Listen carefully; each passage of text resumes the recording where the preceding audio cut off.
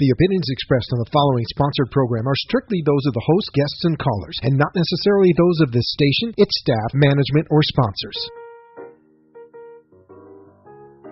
Welcome to the wonderful world of wellness with Dr. Andy Mencia.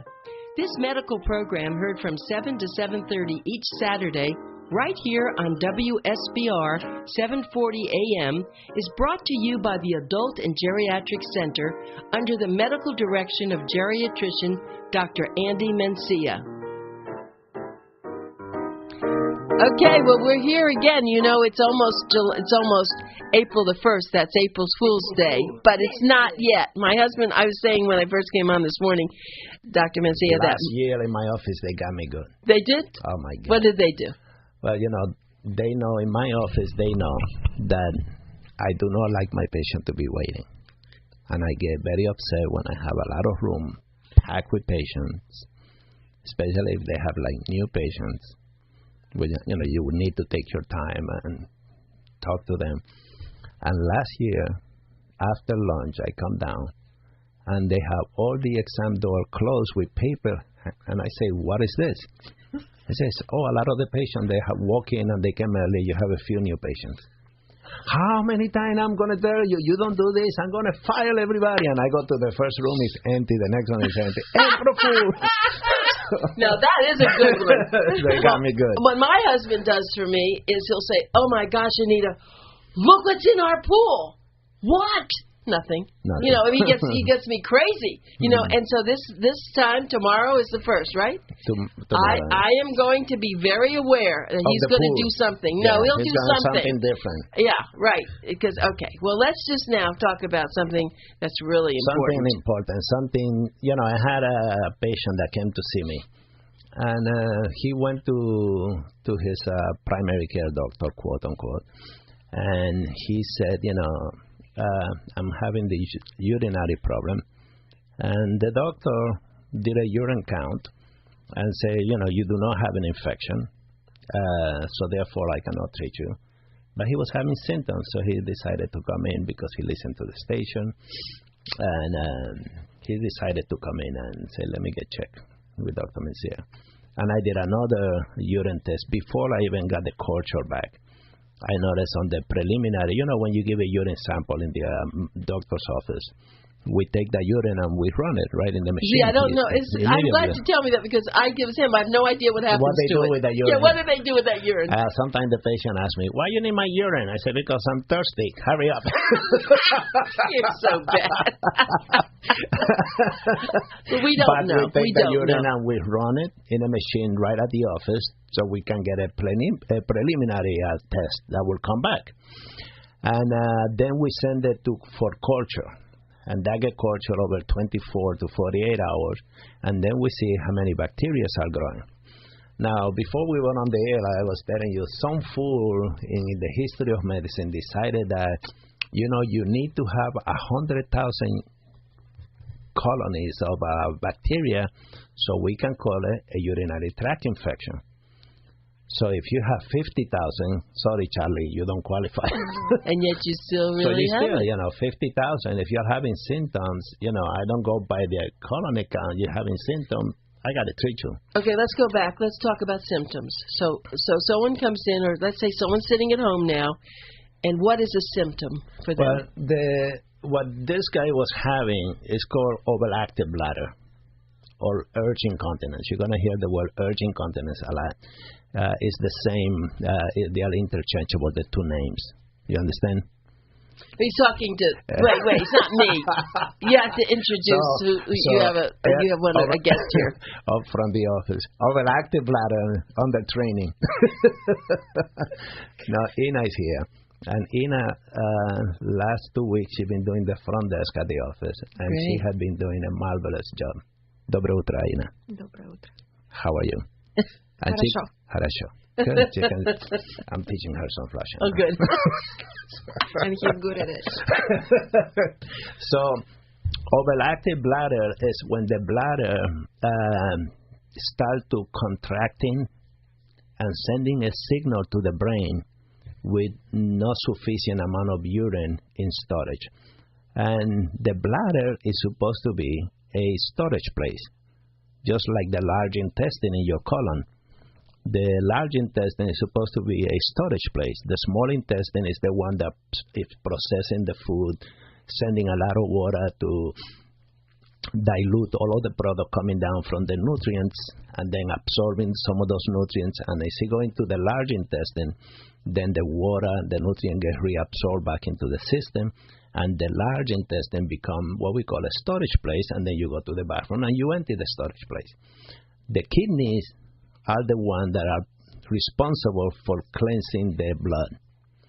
Once you cleanse the blood, then the production of urine, which is the waste material, go down and get storage into the bladder. When you have overactive bladder, with a small amount of urine, your bladder can hold 2 liters of urine very easily, and you go happy-go-lightly. But when you have overactive bladder, you have 25 cc of urine, and you feel the urge to go. And the reason why that happens can be very different in a man from a woman. And if you can imagine your bladder sitting in front of you, you have a bladder, and then underneath that bladder, in a woman, there's nothing. So when the woman opens the door, the urine should come straight out. In a man, you have the bladder. Underneath the bladder, you have the prostate.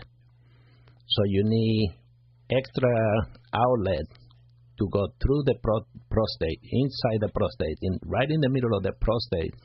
And then after the prostate come the penis of the man. So all of that pathway have to go through in a man for the urine to come out. So when a prostate is enlarged, exactly, it's a narrower way for it to come out. The pathway is much narrower. Instead of being double door, it becomes single door now. So where before 2 people can get out of the room at the same time, now it's 1 person at a time. Okay, and so what that's causing is the man thinks he's voiding, he's emptying his bladder, but it's not all coming out, is it? Exactly. And then you have 2 types of men. You have what we call in Italian the testa dura, the hard head, and then you have the smart person. The hard head person say, I know my bladder is now empty now. I know my prostate is enlarged. I'm having problem getting an erection, but I'm just going to bear my head in the sand. Live with it. Let me just live with it. Especially if I went to the doctor and they just told me I'm just getting old and it's part of aging, it's okay. And it's not okay. Why? Because when that prostate enlarges and closes the pathway, the outlet of the bladder, the way I try to visualize the bladder is like a balloon. It's very, very thin, and the balloon has a lot of compliance, so it gives way. That's why you can inflate a balloon and make it really, really big, because it complies a lot before it blow out. The bladder is the same way, except it's made out of muscle. Now, if you have a large prostate, and the bladder is trying to empty against pressure, that muscle becomes thicker. The thickening of the muscle take away that compliance, that relaxation of the bladder to take 2 liters. So a bladder that before could take 2 liters of urine, now is saying, half a liter and that's it for me, because the muscles are so thick. Very interesting. I was telling Dr. Mencia before we started the show that my husband Bill does have an enlarged prostate. He's taking all sorts of herbs and it's helping, but he does have to go to the bathroom, and then he'll say, "Excuse me, I have to go again." Mm-hmm. And that's what's probably happening. Absolutely. And then one of the problems with the urine not being empty out is that the stasis of the urine just staying there where it doesn't belong, but promote the growth of bacteria. And that's why you get a lot of women having cystitis. They don't have a full-blown urinary tract infection. Just the bladder is inflamed. That's a cystitis, inflammation of the bladder. Very common. It can be treated with herbal treatment or antibiotic. If you do take antibiotic, it should not be for 7 days. It should be a very short course of 2 or 3 days. And prevent the overgrowth of yeast infection, especially in a woman. when you take the antibiotic. But the cystitis usually comes from the fact that the urine is not moving the way it's supposed to be. So, what I just said, in fact, I always do funny things here on the show, but before the show, I said I had to go to the bathroom, and I did, and I was rushing. And yet, I know, just sit there for a minute, and it's funny how a little bit more comes out. And that little extra that comes out is what could cause having the cystitis, which then turns into... Exactly. You have to empty that bladder. If you empty the bladder every time you go, you're going to be okay. You're going to be fine. Okay? Now, in a man, because of the anatomy we explained before, it's a little bit different. They do have to also take their time and empty the bladder. The bladder is flexible. So if you sitting in the toilet bowl and you lean forward, the bladder is going to move forward like a balloon, just like a balloon. It's not attached to everything. So it's not like, let's say, the large intestine that is attached and it's hard for it to move. The bladder, when you move forward, the bladder comes forward. You move to the right, the bladder pump to the right. And then to the left, it swing to the right. If you go back and lay down in bed, the bladder goes back with you. That's interesting. So using this in a positive way, what I tell the man is when you go to the bathroom, do what we call the double boil technique, boiling twice. So first, boil like a woman, then get up and boil like a man. So empty your bladder, sitting down like a woman would do, then stand up and try to empty your bladder again.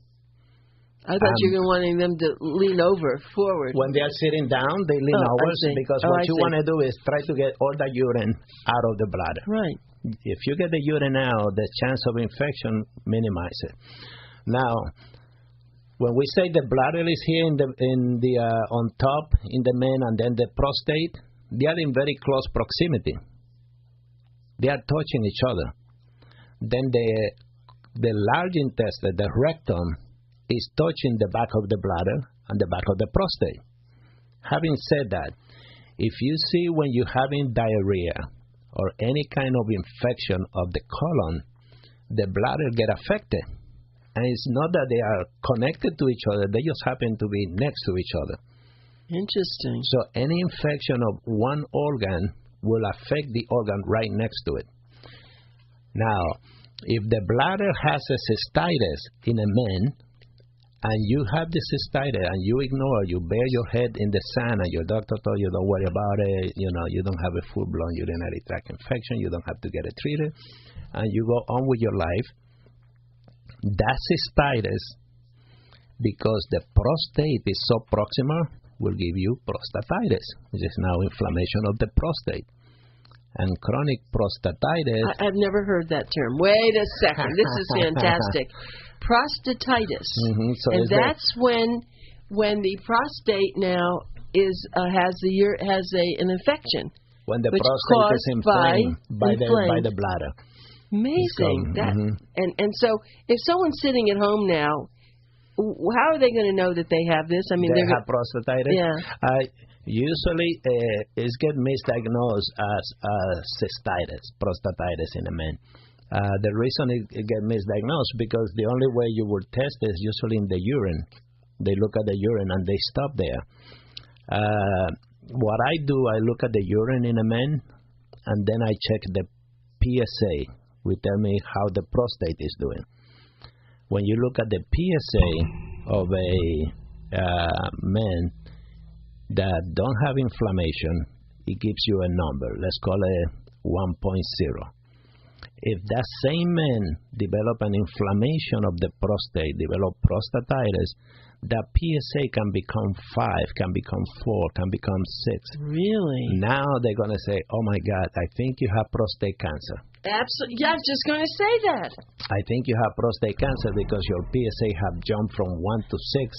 So that have to be prostate cancer. Now you're dying, you're crazy, you're going, you cannot sleep. Anxiety develops. Of course. Wrong diagnosis. And then the treatment is basically antibiotic. You put the person on antibiotic, you shrink the prostate again with antibiotic, not with medication to shrink prostate. There are medication out there for a prostate that is not inflamed but is big. Okay, that's called BPH, the enlarged prostate. There are medications for that, for enlarged prostate. But inflammation of the prostate should never, ever be treated with those medications. They should be treated with antibiotic. Now, to educate the men out there, keep in mind, guys, that your prostate is in a capsule. It's not like the bladder. It cannot expand to 2 liters of fluid and go happy, go lightly. The prostate is encapsulated. So if you imagine something inside a capsule and it become inflamed, it want to get big. Ooh, but yes, it has no place to grow outward. It grow inward and it shut the lumen. And by shutting the lumen, now you're going to retain the urine. Then those are the people that end up with a catheter. And sometimes they think they have to keep the catheter for life. You have to go to what's the root of the problem. What brought the catheter to be? That is, what a wonderful explanation. This is, I have really heard so much about this, but I've never heard it explained the way you did. And that misdiagnosis can, I don't say it's fatal, but it's certainly not going to be very helpful, is it? That's wonderful. That's why you need to do it. Let me just tell everybody, if you have anything like this and you want to have an expert opinion, please go to Dr. Andy Mencia's medical practice. It's called the Adult and Geriatric Medical Center. The phone number, remember, at Pencil Talk Radio, get your pencils out. This is a phone number. It's 954. I got mine out. 489 1345. 954-489-1345. He's located on East Commercial Boulevard in Fort Lauderdale. And, you know, Dr. Mencia, I think one of the best things that, I mean, you have a lot of assets going for you and a lot of positive things. But what I think that you do, at least you do it on the radio show and you probably do it with your patients, you take something that's very difficult and you put it in such even more than layman's language. You do it in a funny way that it's very descriptive verbally. You know, it's one thing to have a television show, but a radio show, you have to really be able to articulate this. And you really do. What you just said, I see the whole picture.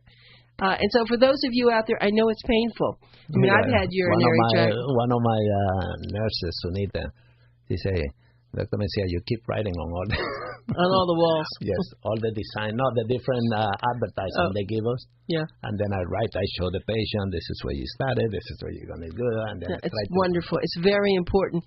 Urinary tract infection is something that I really know what that's like. It's like you keep thinking you have to urinate and you can't, and it's the infection. So don't let that happen. Number one, you've just heard Dr. Mencia say, empty your bladder, empty your bladder. Sit there for an extra minute. And then for men, make sure that when you have a simple cystitis, that it doesn't turn into prostatitis, right? Prostatitis, that's Gotta learn a new word here today. That's great. And so when someone comes into you and you're just examining them. And then, you know, the thing is people don't want to talk about it. They don't want to talk. They say, I'm probably one of the few. I'm probably one of the few persons that suffer with it. The statistics show that all over the world you have over 200 million people suffering with overactive bladder. Really? A lot of people. Overactive bladder. That's right. People don't want to talk about it. You're not alone. No, that's true. But there's a reason, right? And you're saying that you can help someone, in most cases, with overactive. Right. Well, there are two ways of helping, and you know my approach to life is bring me the traditional medicine, the basic care, and then when I look at traditional medicine, anything that I'm treating on a patient, I break it down into clean drug and dirty drugs. A clean drug to me is a drug that has very little side effect, that can produce relief of symptomatology with a small dose. And that I can even tell my patient take it every other day and still produce the same improvement. The dirty drugs are the ones that will produce a lot of dry mouth, constipation, and will give you so many side effects that, of course, you don't have any more overactive bladder, but your life is miserable in other ways. So the objective here is to pick up a drug that is clean, that will bring you the relief without making your mouth too dry. A lot of this medication give you dry mouth, dry nose, constipation, because it dry the large intestine too much, so the stool becomes too hard, and the person become constipated. So it's a lot of side effects that make the patient may feel dizzy when they stand. So I like to stay away from some of the medication. And some of you guys that are out there on an HMO, if they give you one of the brand name, the insurance, the HMO will make money by minimizing their cost. So they will push you into a generic dirty drug. A generic dirty drug. Wow, that's a good... And then you have to just go back to your doctor and say, I cannot tolerate this. This is giving me effect A, B, C, and D. It's in the paper that they gave me from the pharmacy that those are the side effects from this medication. You need to switch me. And then they'll go back to the insurance company and will tell the insurance company, you have to pay now for a more expensive drug because the patient cannot tolerate it. But people don't know that. The people out there, the consumer, they think that and the pharmacy will tell you, if you get the generic, it costs you nothing, or it might cost you $2. If you get the brand name, it's going to cost you $50, $75, $90. So, of course, you're going to say, oh, my God, no, give me the generic. I'd rather pay $2. But the reality of the fact, what they are not telling you out there, is that go back to the doctor and get it authorized by the insurance. Once you get the insurance to authorize the drug, then they are responsible for most of the pay. And your pay might go up a little bit, but not that much. And sometimes the pharmacy will tell you, yes, this drug costs $700. That's the cost of the drug, but that's not what you have to pay. That's why you have insurance. That's why you took your Medicare and gave it to an HMO so that they can handle your insurance. That is your money. You are so good. I love having you on the radio show. And I want to go back to something that you said. How do you know about the medications that there's so many medications out there. You're such a busy physician. How do you know about all these different drugs and what they do? I'm a national speaker. As a geriatrician, I'm a national speaker. I travel all over the country lecturing to other doctors, not only to the layperson, most of the time to other doctors, educating them on geriatric medicine and the approach. And that have made me an expert, quote unquote. I'm not expert, but it have made me an expert in and very knowledgeable, let's say, even better. That's a better word, more humble. Have made me very knowledgeable on a lot of this medication. And when I'm teaching on one drug, I have to study all the other, so I can compare and contrast to my audience the different medications and how they work.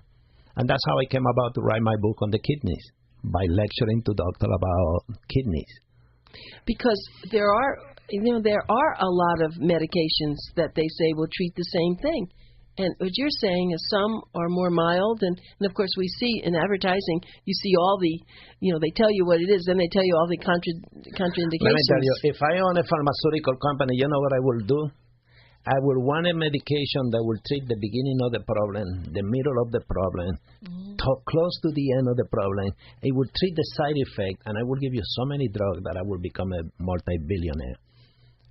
And if you look at yourself, look at your medication cabinet. You have drug out there that if you go back and ask the doctor, why am I taking this? Constipation. What gave me the constipation? Why am I taking this drug for your lungs?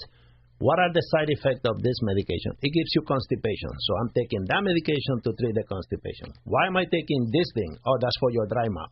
What's giving me dry mouth? This medication that you gave me for my bladder. So if you start looking, it's a spiral of side effects that we're treating. We're not treating the patient.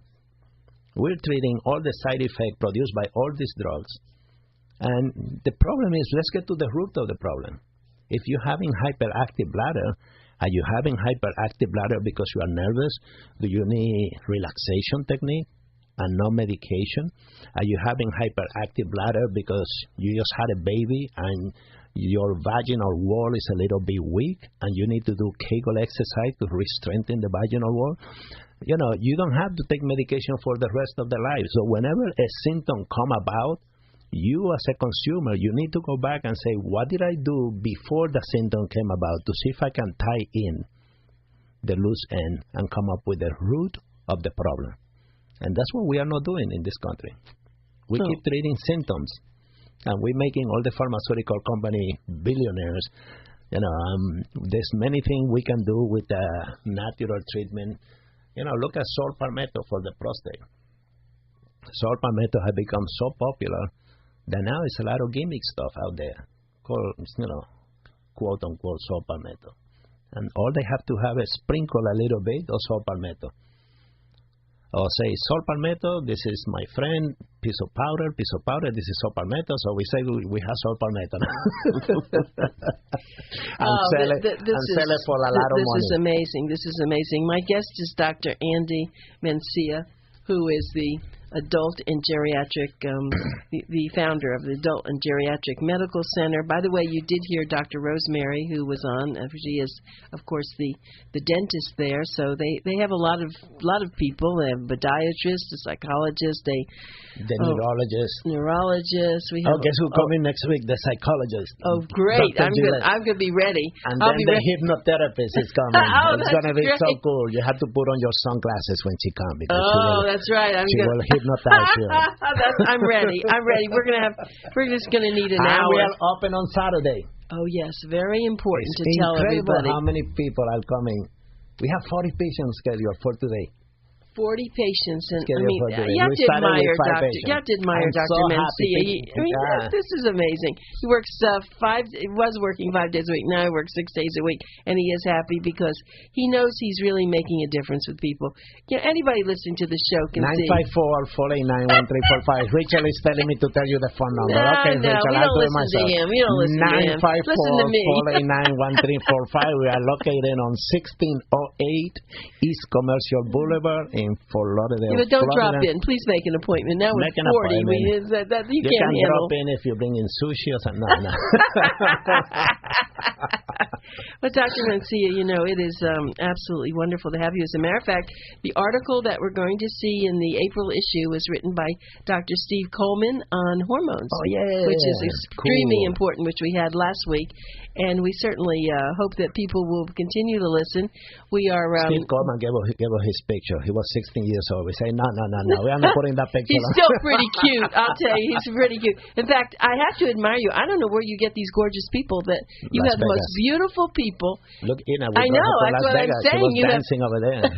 Say, Ina, come and work with us. You have the most beautiful people who are kind and sweet. It's something you just must give them. Something's in the water at the adult medical geriatric. Prostate check that they give them. Make them so happy. Thank you, Dr. Mencia. It was so wonderful having you on our show, and we look forward to it under control. next week. He's doing a great job. Yes. Ina, thank you for coming. Thank you for coming. That's one thing about Dr. Mencia. He doesn't call in. He's here. He is an extraordinary physician. Always here. Okay, I know you do. So we'll be here next week. Thanks for joining us.